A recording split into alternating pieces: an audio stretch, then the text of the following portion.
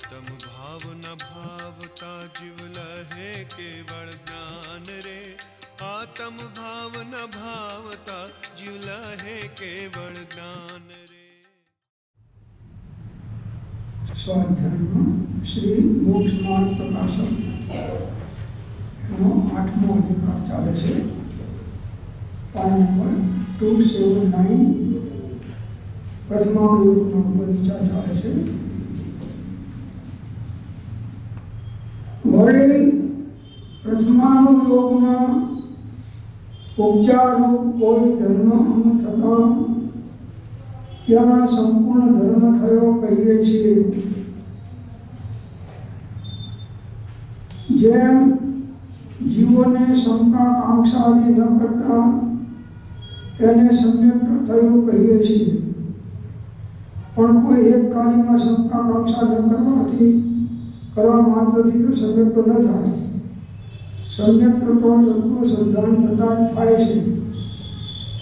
પરંતુ અહીં નિશ્ચય સમ્યકનો તો વ્યવહાર સમ્યકમાં ઉપચાર કર્યો તથા વ્યવહાર સમ્યકના કોઈ એક અંગમાં સંપૂર્ણ વ્યવહાર સમ્યકનો ઉપચાર કર્યો। એ પ્રમાણે તેને ઉપચારથી સમ્યકમાં થયું કહીએ છીએ। પ્રથમાનુયોગ એમાં ઉપચારથી કથન વસ્તુ ન હોય પણ કહેવા માત્રથી કથનથી એને સિદ્ધ કરવાની હોય એ ઉપચાર કહેવાય। ઉપચારથી ઘર નગર આદિનો કરતા છે, ઉપચારથી ઘર નગર આદિનો કરતા છે એ ઉપચારથી એટલે કહેવા માત્ર ઘરનું કરતા ઘર છે, કોઈ પરદ્રવ્ય કરતા હોઈ શકે નહીં, પણ ઉપચારથી કહેવાય વ્યવહારથી કે કોઈ ધર્મને અંગ થતા ત્યાં સંપૂર્ણ ધર્મ થયો કહીએ છીએ। કોઈને કંઈ ક્ષમા પ્રાપ્ત થઈ તેમ કહે સંપૂર્ણ ધર્મ એને થયો કહેવાય છે। હવે સંપૂર્ણ ધર્મ તો એક અલગ વસ્તુ છે અને એ અનુભવાત્મક છે। ધર્મ એ તો અનુભવાત્મક વસ્તુ છે।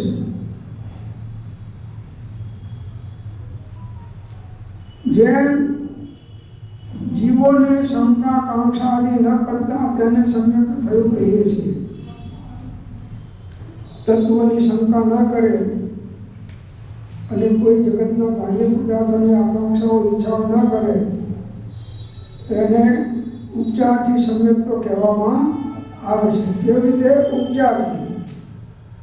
હકીકતમાં તો સમ્યક દર્શન મિથ્યાત્વની 3 પ્રકૃતિ અને અનંતામની કશાની 4 પ્રકૃતિ એનો ક્ષય ઉપશમ થયા પછી જે અંદરમાં સ્વસંવેદન થાય એની સાથે જે શ્રદ્ધાપૂર્ણ નિર્મળ ક્રિયા પ્રગટ થાય એનું નામ સમ્યક દર્શન છે। ઉપચારથી કહેવાય છે।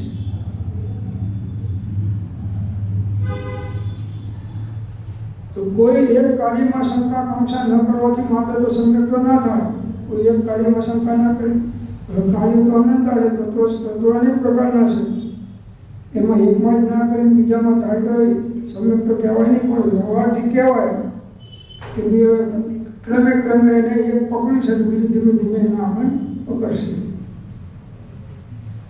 સમ્યક તો સદ્ધાન થતાં જ થાય છે।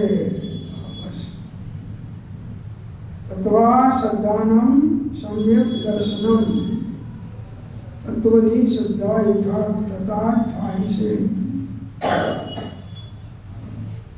એ શ્રદ્ધાની સાથે જ્ઞાનાનુભૂતિ હોય છે। જ્ઞાનાનુભૂતિ સાથે જે શ્રદ્ધાની નિર્મળ પ્રયાસ પ્રગટ થઈ એને સમ્યક તો કહેવામાં આવે છે।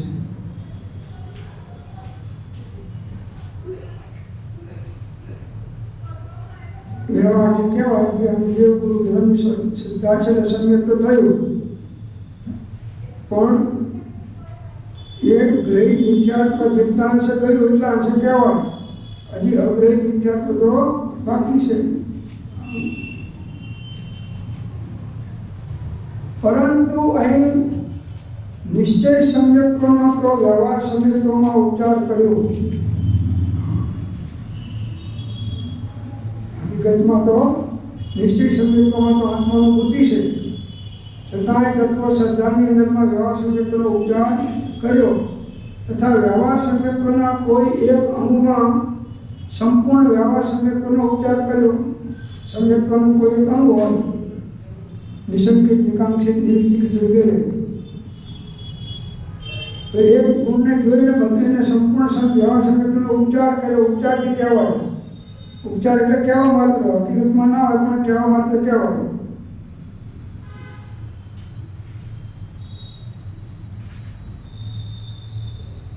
મોટી હરડેલો થાય છે ત્યારે કહેવાય કે આમને આટલાને મારીને કામ આ બધા મારનાર તો 2-4 જણા જ હોય, પણ આખા ટોળા ઉપાડો આવે.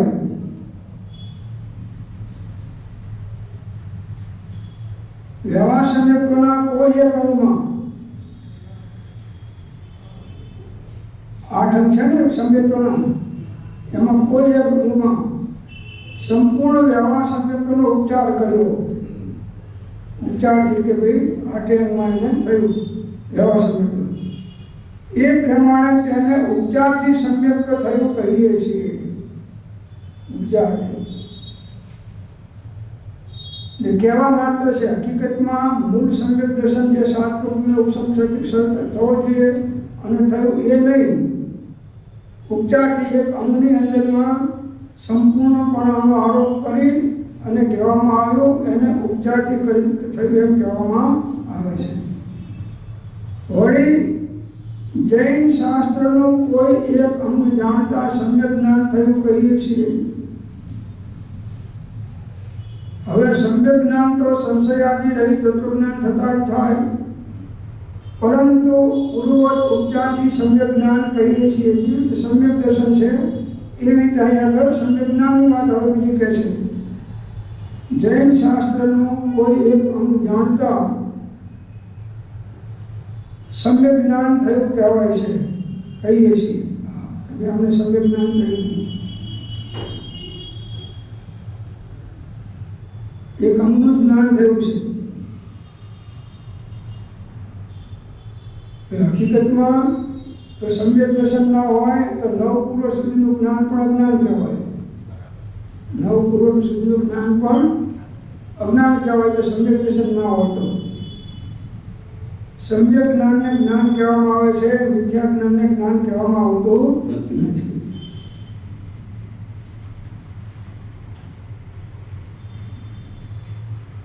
કોઈ એક અંગ જાણતા સમ્યક જ્ઞાન થયું એમ નથી.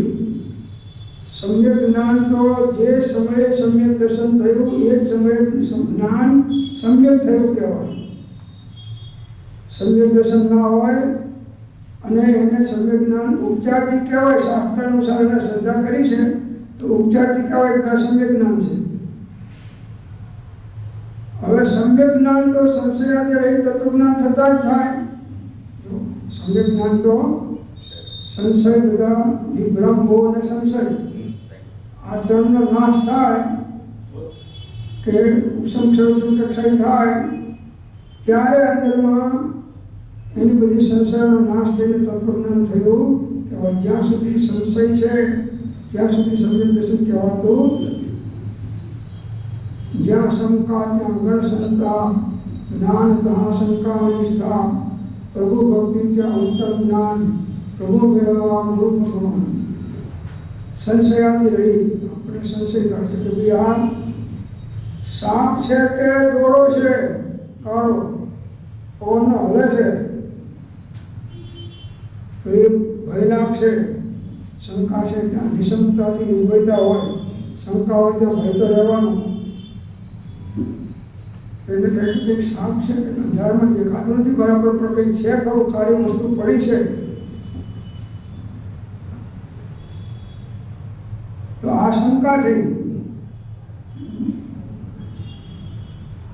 અને જ્યારે નજીક જઈ અને લાકડીથી આમ કંઈ ઊંચું કરી જોયું કે ના તો દોરડું છે, સાપ નથી, ત્યારે હવે એને સાચું જ્ઞાન થયું કહેવાય. સમ્યક જ્ઞાન. એટલે સર્વોપમ જ્ઞાન અલગ વસ્તુ છે અને સમ્યક જ્ઞાન અલગ વસ્તુ છે. સર્વોપમ જ્ઞાનમાં હજારો શાસ્ત્રનું જ્ઞાન હોય કે જ્ઞાનનો ઉઘાડ છે. જ્ઞાનાવની ક્રમ હતું છે એના કારણે જ્ઞાનનો ઉઘાડ થયો છે. પણ એ જ્ઞાન સમ્યક જ્ઞાન કહેવાય નહીં. મિથ્યાત્વનું જ્ઞાન ગમે તેટલું હોય શાસ્ત્રનું, પણ એને સમ્યક જ્ઞાન કહેવાય નહીં. અને સમ્યક દ્રષ્ટિનું એના કરતાં 25મા ભાગનું ઓછું હોય તો પણ એનું જ્ઞાન સમ્યક કહેવાય. કેમ કે જ્ઞાનનું સમ્યકપણું સમ્યક દર્શન સાથે સંકળાયેલું છે.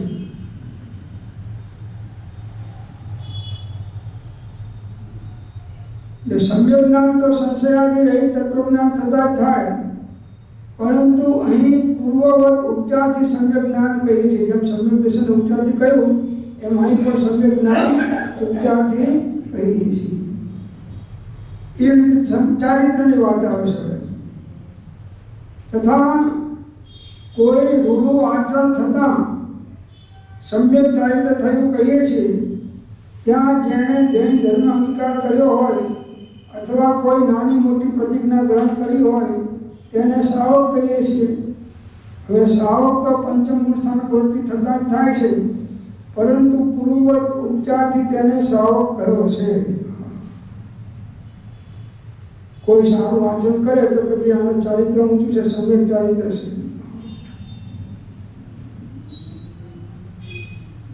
રાત્રે પૂજા નથી કરતા તો નથી કરતા એ તો મિથ્યાત્વ ના કરે, સમ્યક ના કરે, તેને કંઈ ચારિત્ર નામ કહેવાય નહીં. પણ ઉપચારથી કહેવાય કે ભાઈ એનું આચરણ સારું છે.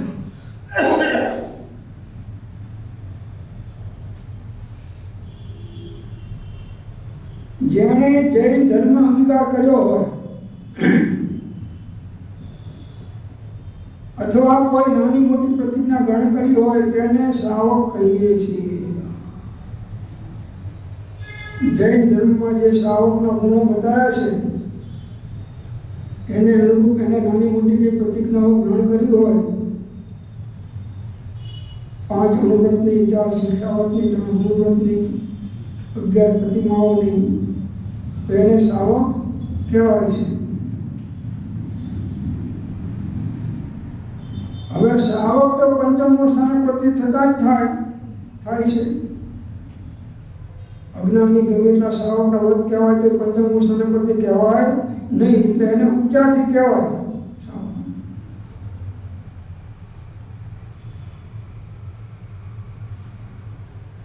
એટલે અત્યારે મોટા ભાગના શ્રાવકો કેવા છે? ઉપચારમય શ્રાવકો છે. વાસ્તવિક શ્રાવકો બહુ જૂજ છે, સામાન્ય છે. લેબલ મારી દીધા છે બસ ખાલી.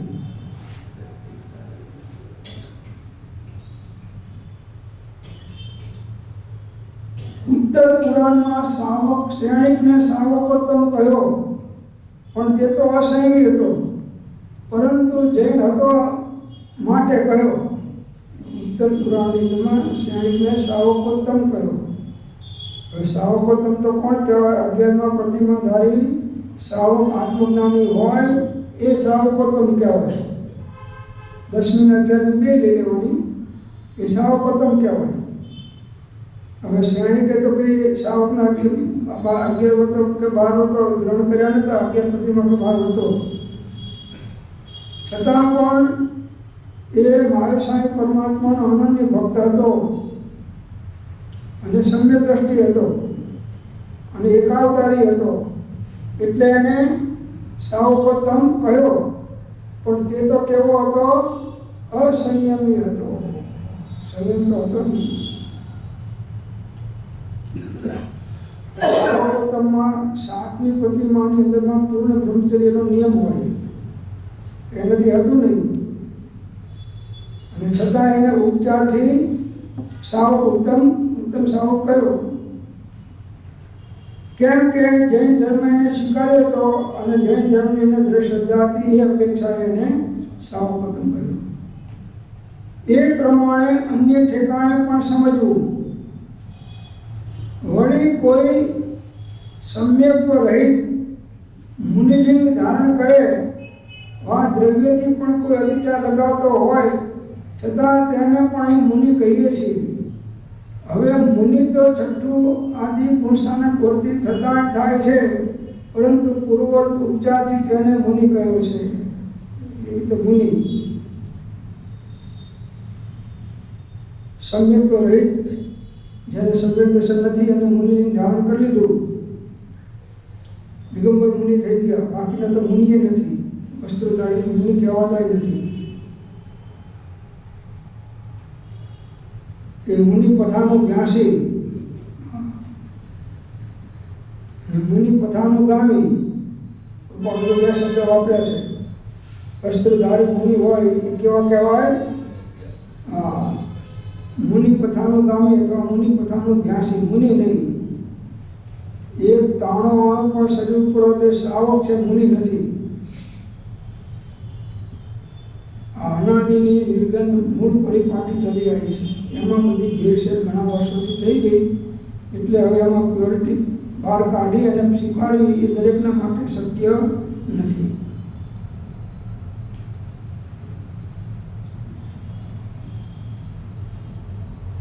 તો સમ્યક તો રહિત મુનિ ધારણ કરે, વાણ દ્રવ્યથી અતિતા લગાવતો હોય, મુનિ પણ આમાં કંઈ દોષો આવતા હોય થોડા ઘણા, છતાં તેને પણ મુનિ કહીએ છીએ ઉપચારથી. મુનિ કહીએ છીએ એને ઉપચારથી, તો મુનિ છે. હવે મુનિ તો છઠ્ઠું આદિ ગુણસ્થાની મળતા થાય થતા જ થાય છે. સર્વસંગ પરિત્યાગ કરી મહાવ્રત સમિત વૃત્તિનું પાલન કરે, 28 ગુરુનું પાલન કરે અને પ્રમદ દશામાં વર્તા હોય ત્યાંથી મુનિપણાની શરૂઆત થાય છઠ્ઠાથી. 5મા સુધી સાવકપણું છે અને છઠ્ઠાથી મુનિપણું છે. પરંતુ પૂર્વવત ઉપચારથી તેને મુનિ કહ્યો છે. છઠ્ઠા પુસ્તકમાં નથી દ્રવ્યલિંગી, છતાં એને મુનિ કહ્યો છે. જૈન ધર્મ જન્મ્યા અને જૈન ધર્મના સાવકના નિયમ પ્રમાણે વર્તતા નથી, છતાં જૈન ઉપચારથી કહેવાય છે કે જૈન છે.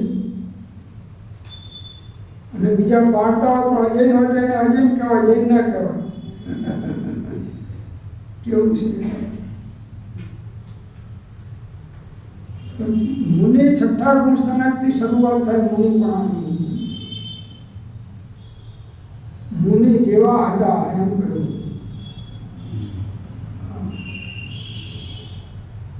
મુનિ નહીં, મુનિ જેવા. ઘણા શ્રાવકોને છઠ્ઠા સાતમા ગુણ સ્થાન ઉપરના ગુણ સ્થાનમાં ચડાવી દે છે. પોતાના શિષ્યો કે ગુરુઓને બહુમાન થાય કે 12મા ગુણ સ્થાનમાં આવી ગયા, છઠ્ઠા સાતમામાં છે, આ 10મામાં છે. અને અમારો માર્ગ તો અક્રમ છે, ક્રમિક માર્ગ નથી અમારો તો. એટલે ગમે તે હોય પ્રભુ, જ્યાં સુધી 12મા ધાબો છે ત્યાં સુધી મુનિપણું નથી પ્રભુ. અને છતાં મનાવે છે કે બતાવે છે કે સમ્યક્ત્વ નથી. કેમ કે આ બધા કલ્પનાઓ કોણ કરે? મિથ્યાત્વમાં કલ્પનાઓ થાય, સમ્યક્ત્વમાં કલ્પનાઓ થાય નહીં. સમ્યક્ત્વને તો તત્વની યથા શ્રદ્ધાનો હોય, સમ્યક્ત્વ નહીં. છતાં પુણ્યનો ઉદય છે એટલે એને હજારો લાખો માનનારા હોય છે.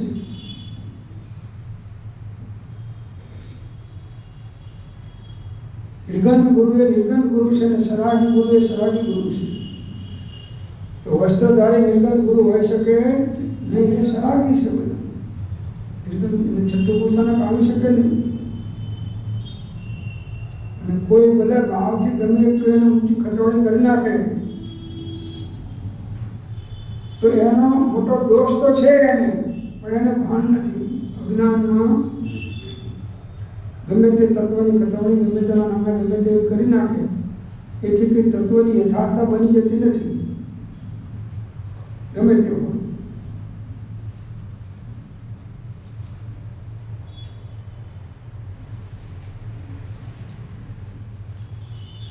તો સમ્યક રહિત મુનિ ધારણ કરે, વા દ્રવ્યથી પણ કોઈ અતિચાર લગાવતો હોય છતાં તેને પણ મુનિ કહે છે.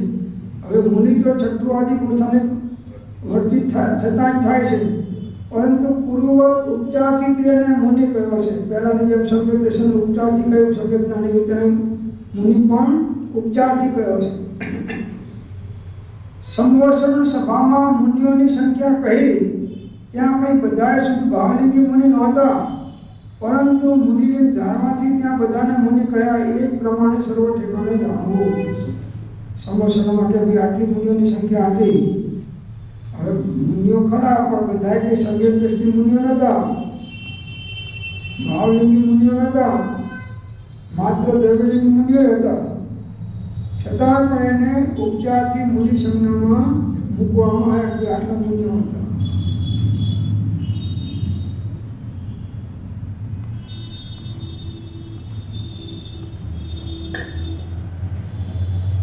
પણ યથા જાતરૂપ દર્પણા વગર મુનિ કહેવું એ પણ ગુનો છે મોટો. હાજી દ્રવ્યલિંગ હોય ને મુનિ કહે તો ઠીક છે, ચલો એને દ્રવ્યલિંગ તો છે માને છે, પણ બહારમાં દ્રવ્યલિંગે નથી, એના અંદરમાં ભાવલિંગે નથી, અને છતાં સાવકનો કાર્ય પ્રમાણે જીવન જીવે છે, વર્તે છે, અને છતાં એને મુનિ માનવો કે કહેવો એ પણ તત્વની વિરુદ્ધતા કહેવાય છે. વળી પ્રથમાનુયોગમાં કોઈ ધર્મ બુદ્ધિથી અનુચિત કાર્ય કરે તેની પણ પ્રશંસા કરવામાં આવે છે. જેમ વિષ્ણુકુમારે મુનિજનોનો ઉપસર્ગ દૂર કર્યો તે તો ધર્મ અનુરાગથી કર્યો, પરંતુ મુનિપદ છોડી આ કાર્ય કરવું યોગ્ય હતું, કારણ કે એવું કાર્ય તો ગ્રસ્ત અવસ્થામાં ધર્મમાં સંભવે છે. હવે ગ્રસ્ત ધર્મથી તો મુનિ ધર્મ શ્રેષ્ઠ છે, એટલે શ્રેષ્ઠ ધર્મ છોડી બીજો ધર્મ અંગીકાર કર્યો તે તો અયોગ્ય છે. વિષ્ણુકુમારે મુનિઓ પર અવસર થયા ને ત્યારે મુનિપણું છોડી અને એને પોતાની વિદ્યાનો ઉપયોગ કરી અને પેલા અમને અગ્નિમાંથી બચાવ્યા. ઉપસર્ગ એનો હતો એ દૂર કર્યો વિષ્ણુકુમાર. આમ હાથ લાંબા કર્યા તો છેક બે બાજુ આખા વિશ્વને માપી લીધું. એવી શક્તિ હતી એની પાસે, લબ્ધિ હતી, રિદ્ધિ હતી. તો એને જ્ઞાનથી જોયું કે 500 મુનિઓ ઉપર ઉપસર્ગ ચાલી રહ્યો છે ને બધાને નિભાળામાં નાખી રહ્યા છે ને બધાએ મળશે. હવે મુનિપણામાં તો એવો નિયમ છે કે બહારમાં કંઈ પણ પ્રકારનું એ સામે પ્રતિકાર ના કરે. મુનિપણામાં કોઈ પ્રતિકાર હોતો નથી. હવે આને એમ થયું કે જો આ નહીં કરતા મળી જશે, અને આ પદમાં મુનિ પદમાં રહીના થાય નહીં, એટલે એને સાવકનો પદ અંગીકાર કરી દીધું પોતે.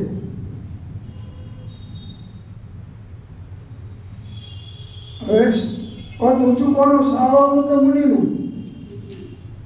મુનિનું ઊંચું છે. હવે સાવકના યોગ્ય કાર્ય એને સાવક ધર્મમાં કર્યું તો એ નીચેની ભૂમિકામાં આવી ગયું. મુનિ તો એ ભવે કેવો જ્ઞાન લઈ શકે, સાવક કોઈ કેવું જ્ઞાન લઈ શકે નહીં. સાવકનું પંચમ સ્થાનક હોય, અને સ્થાનકમાં હતા ત્યાંથી નીચે ઉતરીને પંચમમાં આવ્યા છે. તો સારું કર્યું કે ખોટું કર્યું? ખ્યાલ આવે? હા, નિશ્ચયથી સિદ્ધાંતની અપેક્ષા તો બરાબર નથી કર્યું, છતાં વ્યવહારથી એને યોગ્ય લાગે તો કર્યું. એના થયું કે પછી મુનિ પણ થઈ જઈશ, પાછું ખોટું અંગીકાર કરીશ. જો અત્યારે 500 શિષ્યો બચતા હોય તો બચાવી લો, એવું અનુકંપાનું. બાકી ઘણા રત્નત્રય ધારી મુનિને તો કોણ ક્યાં છે, શું કરે છે ને કેમ કરે છે એના વિકલ્પો હતા નથી. કોઈ દુનિયાના વિકલ્પો નથી, રાગ દેશમય ભાવ નથી. એક નિર્વિકલ્પ સમાધિની અંદરમાં ઉપયોગની સ્વરૂપમાં સ્થિરતા થાય એ જ અંતર્મુક્તાનો પુરુષાર્થ સતત ચાલે છે. અને અંતર્મુહૂર્તે સ્થિરતા થાય તો કેવળ જ્ઞાન પ્રગટ કરી દે છે.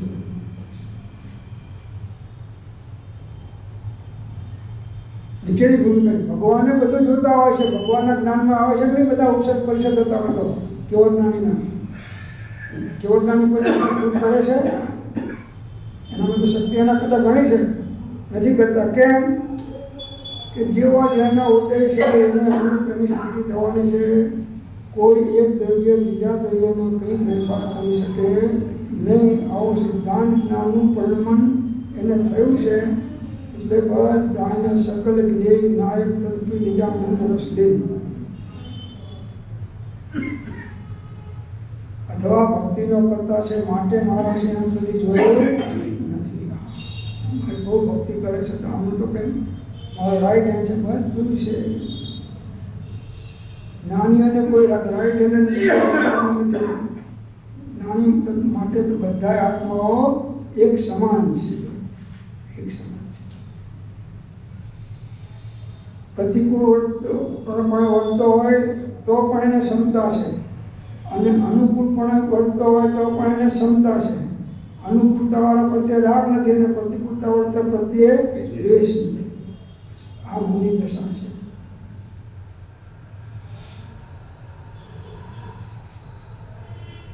આપણને એમ થાય કે આમને નહીં રાખે તો પેલા તો બધા જતા રહેશે ને આપણું મંડળ ઓછું થઈ જશે, 500નું છે ને પેલે 25નું થઈ જશે. એવું સરાગી જીવોને કલ્પના હોય, વિતરાગી જીવોને આવી કલ્પના હોતી કોઈ હોય કે ના હોય એથી મને શું કરી પડવાનું છે? કોઈ દ્રવ્યના પરિમાણમાં હું શું ફેરફાર કરી શકવાનો છું? એક તણક નાના બે કટકા કરવા પણ અમે શક્તિમાન નથી. આવી દ્રષ્ટિ જ્ઞાની. જ્ઞાતા દ્રષ્ટા પણ ચૂક્યો તો એ આત્મધર્મ ચૂકી.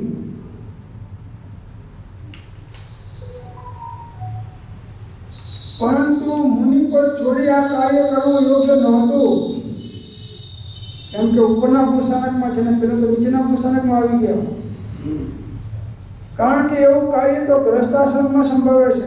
આવા કાર્ય તો ગ્રસ્તીઓ કરે, મુનિઓ કરે નહીં. હવે ગ્રસ્ત ધર્મથી તો મુનિ ધર્મ શ્રેષ્ઠ છે. ગ્રસ્ત તો ગમે એટલી સાધના કરતા પંચમ સ્થાનથી આગળ જઈ શકે નહીં, અને મુનિ તો છે 13મા સ્થાનમાં જઈને કેવડી થઈને મોક્ષે સિદ્ધ અવસ્થામાં જતો રહે. મુનિ ધર્મ શ્રેષ્ઠ છે. એટલે શ્રેષ્ઠ ધર્મ છોડી નીચો ધર્મ અંગીકાર કર્યો તે તો અયોગ્ય છે. સિદ્ધાંત તત્વની દ્રષ્ટિએ તો અયોગ્ય છે. પરંતુ વાત્સલ્ય અંગની પ્રધાનતાથી અહીં વિષ્ણુકુમારની પ્રશંસા કરી. વાત્સલ્ય સમ્યક દર્શન ગુણ છે નહીં 8, એમાં વાત્સલ્ય ગુણ છે નહીં. તો વાત્સલ્ય ગુણની પ્રધાનતાથી અહીં વિષ્ણુકુમારની પ્રશંસા કરી. પણ એ છળ વડે બીજાઓએ શ્રેષ્ઠ ધર્મ છોડી નીચો ધર્મ અંગીકાર કરવો યોગ્ય એટલે કામને કહ્યું તો કે આપણે કરો. મારું ગાયું ગાશે એ તો રાજા બોલા ગાશે, અને સમજીને ગાશે તો વહેલો ઉઠી જશે. એટલે જ્ઞાની કરે એમ કરવાનું નથી, પણ જ્ઞાની કહે એમ કરવાનું છે. આપણે બધી કોપી કરવા જઈએ છીએ, પણ તમે ગમે એટલી બહારમાં કોપી કરો પણ અંદરમાં ભાવમાં જ્ઞાતા દ્રષ્ટા પણ તમે કેટ લાવશો દશા વગર? જ્ઞાનીને જે જ્ઞાતા દ્રષ્ટા ભાવ છે એવો ભાવ અજ્ઞાની તરીકે આવવાનો છે નહીં. એટલે એ ઉપરથી માર ખાઈ જાય છે.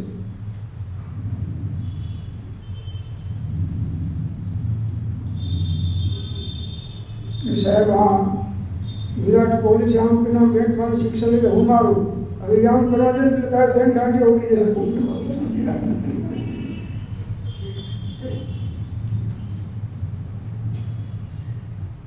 દશાનું ફળ છે, માન્યતાનું ફળ.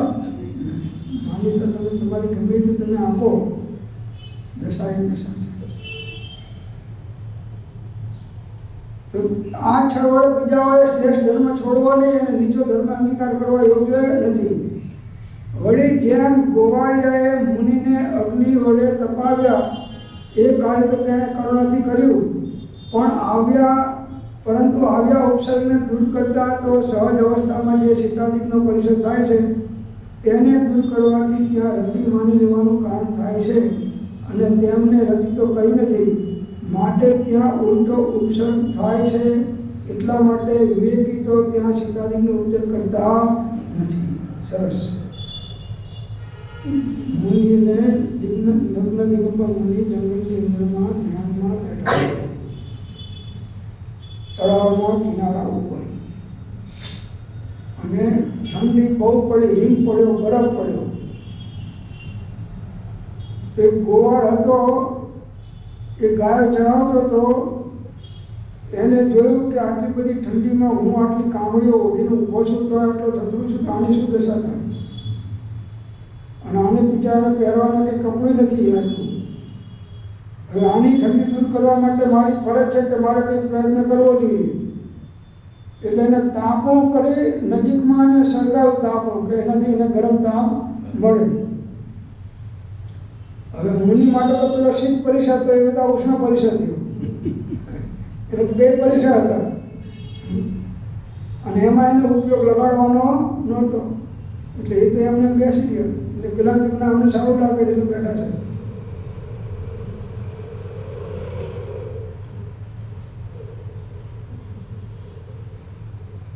તો ઉપસર્ગને દૂર કરતા તો સહજ અવસ્થામાં જે શીતાદિક ઉપસર્ગ પરિષદ થાય છે તેને દૂર કરવાથી ત્યાં રતિ માન લેવાનું કારણ થાય છે કે શીતનો પરિષદ દૂર થયો એટલે રતિ થઈ. અને તેમને તો રતિ કરવી નથી મુનિને, તો ત્યાં તો ઉલટો ઉપસર્ગ થાય છે. અગ્નિ સળગાઈ એ પણ ઉપસર્ગ થાય છે.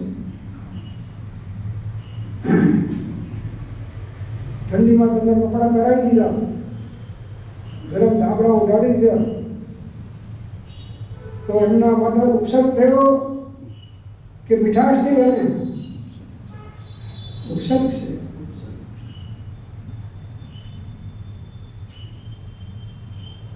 આમ પોતે ઈચ્છા કરી હોય અને કરે તો મોટો ગુનો છે. ઈચ્છા ના કરી અને કરે તો ઉપસર્ગ કહેવાય. હું કહું મને ઉડાડી દો, મને ઉપસર્ગ છે, તો આમ ઉપસર્ગ ના કહેવાય.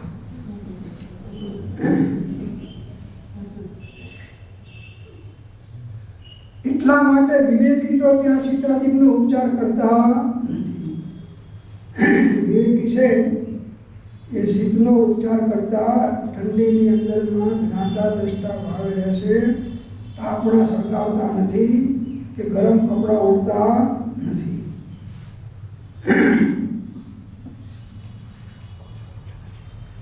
પરંતુ ગોવાળિયો તો અવિવેકી હતો અને કરુણા વડે તેણે આ કાર્ય કર્યું, તેથી અહીં તેની પ્રશંસા કરી. ગોવાળિયો તો અજ્ઞાની હતો, અવિવેકી હતો. એને કરુણાથી કામ કર્યું કે આ મુનિને ઠંડીમાં મરી જશે, તમે જરા ગરમી કરાવો તો એમના શરીરને સાતા રહે. તો એનો આશય આખો અલગ હતો, પણ છતાં મુનિ માટે તો ઉપસર્ગ જ હતો.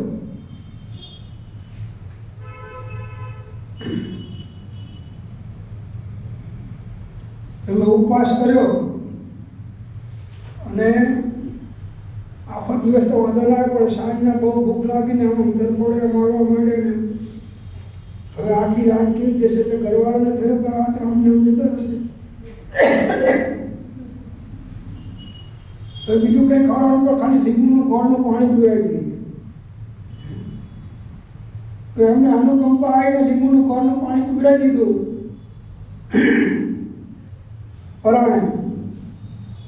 તો હવે એ ઉપવાસવાળા માટે તો આ શું થયું? ઉપસર્ગ થયો. અને પેલા અમને રાગના કારણે શું થયું કે મેં આમનું જીવન બચાવી દીધું.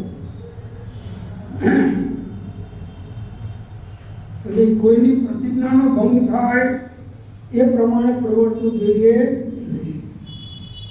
આ એ ઢીલા પડે ને કે તો બરાબર છે, બાકી પોતે મજબૂત હોય તો એને ઢીલા પાડવાનો પ્રયત્ન કરવો જોઈએ નહીં. આજ ઉપવાસ ના કરશો, એકાસું કરી લો ને, હવે આમાં શું વાંધો છે? એક ટાઈમ જમી લો છે, તમારે ડાયાબિટીસ છે અને ઘટી જાય તો હેરાન થશો. આને અનુકંપા કહેવી કે મોહ કહેવો? એટલે કરનારને ભાન છે અને થાય તો પછી તૈયાર છે, પછી તમારે એને એટલા પાડવાની જરૂર નથી.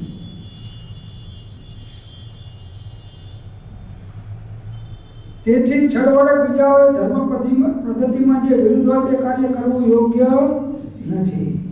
ધર્મ પદ્ધતિની વિરુદ્ધ હોય તે કાર્ય કરવું જોઈએ. વળી જેમ વજ્રકર્ણ રાજા સિંહોદર રાજાને નમ્યો નહીં. પેલો સિંહોદર રાજા મોટો હતો અને વજ્રકર્ણ એના અંદરનો રાજા હતો. પણ એને પ્રતિજ્ઞા કરી કે હું ભગવાન વિતરાગ સિવાય કોઈને નમસ્કાર કરીશ નહીં, પંચ પરમેશ્વર સિવાય કોઈને હું નમસ્કાર કરીશ નહીં. આવો એને નિર્ણય કરતો હતો, નિયમ લીધેલો હતો. પણ મુદ્રિકામાં પ્રતિમા રાખી, નમ્ય તો મુદ્રિકામાં પ્રતિમા રાખી અને પછી આમ નમન કર્યું. વાણિયાઓ કેટલા ચાલાક હોય છે જુઓ.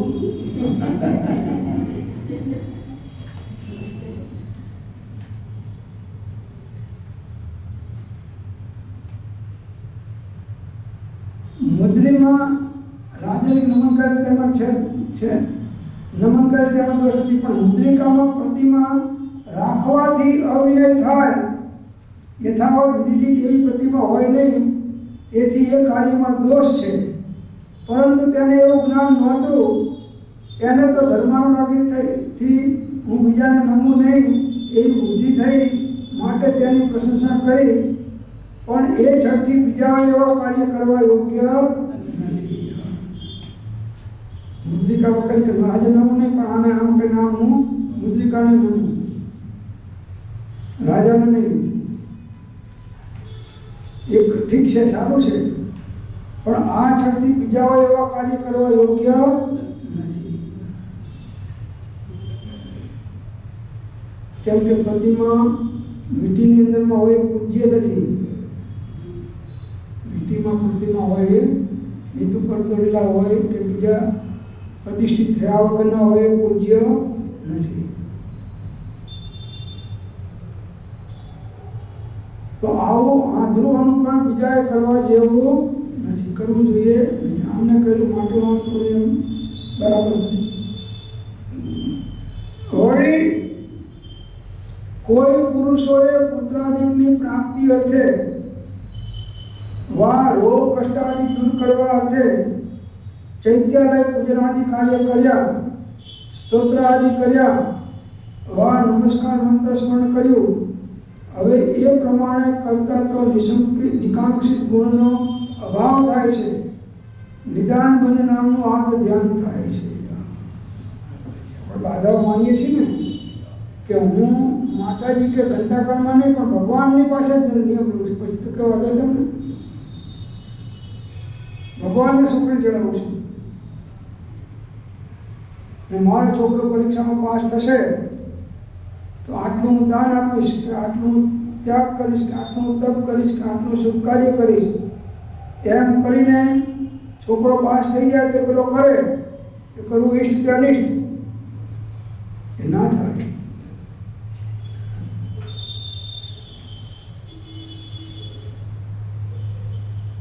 ચૈત્યાલયમાં પૂજન કરી, પૂજન કોના માટે કરવાનું છે? આત્માની શુદ્ધિ માટે.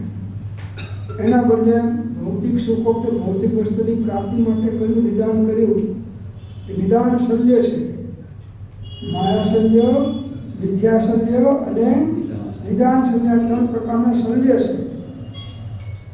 એ શલ્ય જેમ ખૂંચે એવી રીતે આ પણ ખૂંચે છે. દરરોજ તમને કહેશે તો બંધ પણ નથી રાખતા. રોજ આ વાત થાય છે કે ભાઈ મોબાઈલ બંધ કરી નાખો. એટલે આપણેમાં વિવેક ના હોય તો આપણે સાવ કેવી રીતે કહેવાય, સાંભળવાને લાયક ના કહેવાય.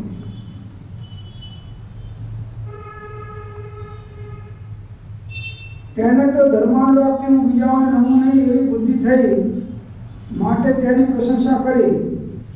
પેલાએ તો કે ધર્મના અનુરાગથી હું બીજા પંચ પરમેશ્વર સિવાય બીજા કોઈને નમું નહીં એવી એને પ્રતિજ્ઞા હતી. તો પ્રતિજ્ઞા તો ઉત્તમ છે એની,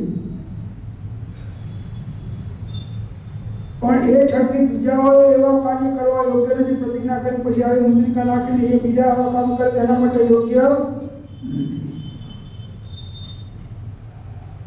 ઇરાદાપૂર્વક કરવું નહીં.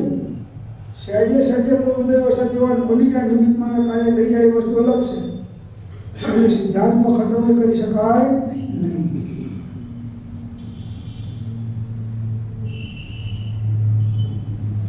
પુત્રાદિકની પ્રાપ્તિ હશે, માનતા માનિક ના માનવી. માનતા માનવાથી કે પુત્ર થઈ જતા નથી. તારા કર્મના ઉદયનો હશે પૂરો તો થશે, નહીં હોય તો નહીં થાય. અને થશે તો રાજી થઈશ, પણ પછી પાછળથી પછતાઈશ કે આના કરતા ના થયો તો મારા પેટે પથરો પાક્યો હતો, સારું હતું એમ કહીશ પછી. તો રોગ કષ્ટ દૂર કરવા માટે પણ કોઈ ભગવાન પાસે પ્રતિજ્ઞા નિયમ કરવાના નથી. આ તો સામાન્ય છે. મહાપુરુષો તો રોગનો પ્રતિકાર દવાથી પણ કરતા નથી. એના હાથે કર્મના કારણે ઉપશમ થવાનું થશે, રહેવાનું તો રહેશે.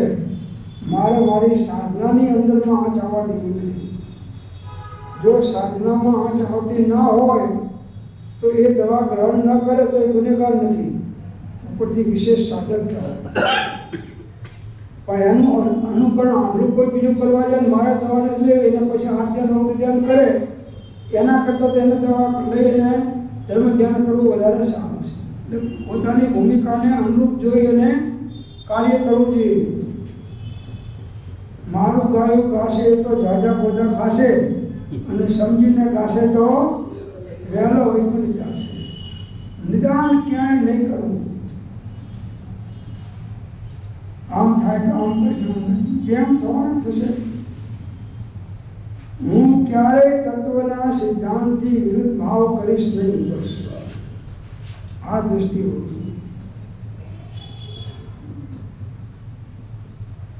જીવનું રક્ષણ તત્વની યથાર્થ દ્રષ્ટિથી છે, સમ્યક દર્શનથી છે, સમ્યક જ્ઞાનથી છે, સમ્યક ચારિત્ર્યથી. શીરા માટે શ્રાવક થાય એ શ્રાવક કહેવાય નહીં.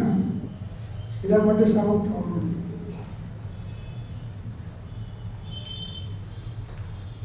હવે એ પ્રમાણે કરતા તો નિકાંક્ષિત ગુણનો અભાવ થાય છે. આ પ્રમાણે નિકાંક્ષિત જે નિકાંક્ષિત આકાંક્ષા ઈચ્છાઓ ના કરવી એનો અભાવ થયો, ઈચ્છા કરી. અને નિદાન બંધ નામનું આ તો ધ્યાન થાય છે. નિદાન કર્યું કે આમ થાય તો આમ કરીશ.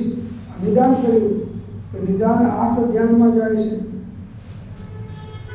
અને જો બહુ ધ્યાન ના રાખે તો આર્થ ધ્યાન લોક ધ્યાનમાં પણ ટ્રાન્સફર થઈ જાય છે. બહુ ધ્યાન રાખવાની આ વાત જ્ઞાનીઓ આપણને કહે છે. નિદાન પણ નહીં, આર્થ ધ્યાન ના થાય. ઈષ્ટના સંયોગમાં કે અનિષ્ટના સંયોગમાં આર્થ ધ્યાન થવું જોઈએ નહીં. કર્મના ઉદય પ્રમાણે ઈષ્ટ કે અનિષ્ટના સંયોગ ઉપયોગ તો બધાને થવાનું, પણ એમાં આર્થ ધ્યાન કરે તો નવા કર્મ એવા માંગે કે આના કરતાં વધારે દુઃખ થાય એવા કર્મના ફળને ભોગવવા પડે છે.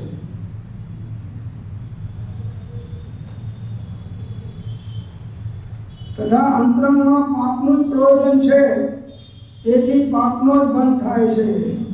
આર્થ ધ્યાન કર્યું તો અંદરમાં પાપનું જ પ્રયોજન છે, તેથી પાપનો જ બંધ થાય છે. પરંતુ મોહિત થઈને પણ ઘણા પાપ અન્ના કારણરૂપ કુદેવાદીનું પૂજન તો તેણે ન કર્યું. એટલો જ તેનો ગુણ ગ્રહણ કરી અહીં તેની પ્રશંસા કરીએ છીએ. આવું કોઈ કર્યું, નિદાન માં કરીને કર્યું તો અહીં કહે છે કે એને પાપ બંધના ઘણા કારણરૂપ કુદેવાદીનું તો પૂજન તેણે કર્યું, મોટો કર્યો છે. કુદેવ, કુગુરુ અને કુધર્મનું પૂજન વંદન હોઈ શકે નહીં. સમ્યક દ્રષ્ટિ કરે નહીં, સાચા શ્રાવક કરે નહીં. વિતરાગ દેવ સિવાય કોઈને નમસ્કાર કરે નહીં. નિર્ગંધ ગુરુ સિવાય કોઈને નિર્ગંધ ગુરુ માનીને નમસ્કાર કરે નહીં. ઉપકારી માનીને ઠીક છે, કોઈનો ઉપકાર કર્યો કરે, પણ નિર્ગંધ ગુરુના ખાનમાં બેસાડાય નહીં. અમે તમારા ગુરુને, તમે અમારા શિષ્ય છો, આવો ભાવ અમે હજી સુધી ક્યાંય પ્રદર્શિત કર્યો નથી. એ કાર્ય ઉદયવસાદ ઉદયમાં આવે અને થાય તો સહેજે કરવું એવી કલ્પના માત્ર છે. બાકી તો થવાનું થાય છે એમ તેને મૂકી દીધું.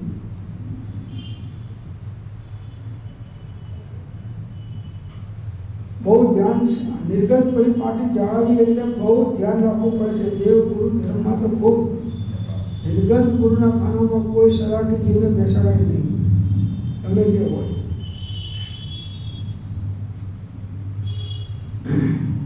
એ ઉપકારી તરીકે બરાબર છે. તમારો ઉપકારી તે સાચા દેવ શાસ્ત્ર ગુરુને તત્વને બતાવતા હોય તો, નહીં તો ઉપકારી પણ નહીં, પણ અપકારી કહેવાય.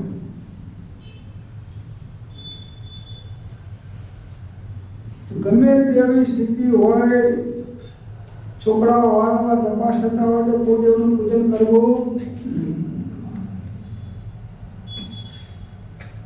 કોઈ ધંધા ઊંધા પડતા હોય, પૈસા ના કમાતા હોય તો કોઈ કે તમે અહીંયા આટલી સુગર જાઓ, તમારું કામ થઈ જશે, અમારું તો થઈ ગયું. બરાબર, દરેકના કર્મ અલગ અલગ છે. દરેકના કર્મના ઉદય પ્રમાણે જે થવાનું હોય તે થાય છે. પરંતુ મોહિત થઈને પણ ઘણા પાપ બંધના કારણો કુળદેવનું પૂજન તો એને ના કર્યું. એટલો જ ત્યાંનો ગુણ ગ્રહણ કરી અહીં તેની પ્રશંસા કરીએ છીએ. આને જે કહ્યું એ કુળદેવને તો એને પકડ્યા નહીં, બસ ગુરુને પકડ્યા નહીં, એટલે એને મોટું કામ કર્યું. પણ એ છળથી બીજાઓએ લૌકિક કાર્યો અર્થે ધર્મ સાધન કરવું યોગ્ય નથી.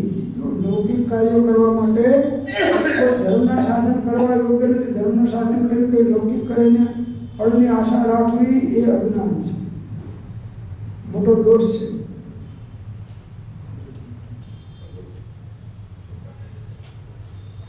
એ જ પ્રમાણે અન્ય ઠેકાણે પણ સમજવું. બધી જગ્યાએ અલૌકિક દ્રષ્ટિ રાખીને જીવન જીવતા શીખવું. જે બનવાનું છે બનશે. મારા આત્માને કિંચિત માત્ર લાભ કે નુકસાન કોઈ પર દ્રવ્ય દ્વારા કે પર વસ્તુ દ્વારા થઈ શકે એમ છે નહીં. આ દ્રઢ નિર્ણય રાખો. કર્મનો ઉદય પણ મારું ઇષ્ટનિષ્ઠ કરી શકતો નથી. મારું ઇષ્ટનિષ્ઠ મારા ભાવથી થાય છે. તો ભાવોની અંદરમાં સંયોગ પણ હશે ત્યાં સુધી આત્માનું રક્ષણ છે. અને ભાવોની અંદરમાં વિપરીતતા આવી તો આત્માનું ભક્ષણ છે. પોતાના દ્વારા ભક્ષણ છે અને પોતાના દ્વારા રક્ષણ છે. બીજા કોઈના દ્વારા બીજા કોઈ રક્ષણ કે ભક્ષણ થઈ શકતું નથી. આ તત્વ છે. પણ એ છળથી બીજાઓએ લૌકિક કાર્યો અર્થે સમાધાન કરવું યોગ્ય નથી. એ જ પ્રમાણે અન્ય ઠેકાણે પણ સમજવું. એ જ પ્રમાણે પ્રથમાનુયોગમાં અન્ય પ્રથમ પણ હોય તેને યથાસંભવ સમજવા, પરંતુ ભ્રમરૂપ થવું નહીં. પ્રથમાનુયોગની અંદરમાં કથાનુયોગમાં આવા અન્ય કથનો પણ ઘણા હોય તો એને યથાસંભવ સમજવા તત્વદ્રષ્ટિ રાખીને, પરંતુ ભ્રમ કરવો. બ્રહ્મમાં વર્તશો. ભ્રમ એ મિથ્યાત્વ છે. ભ્રમ એ મિથ્યાત્વ છે. તો ભ્રમ નહીં, ભ્રમ નહીં, ભ્રમ કરો. તો આ પ્રમાણે વિચાર કર્યો. આગળની વાત આપણે સમય વિચાર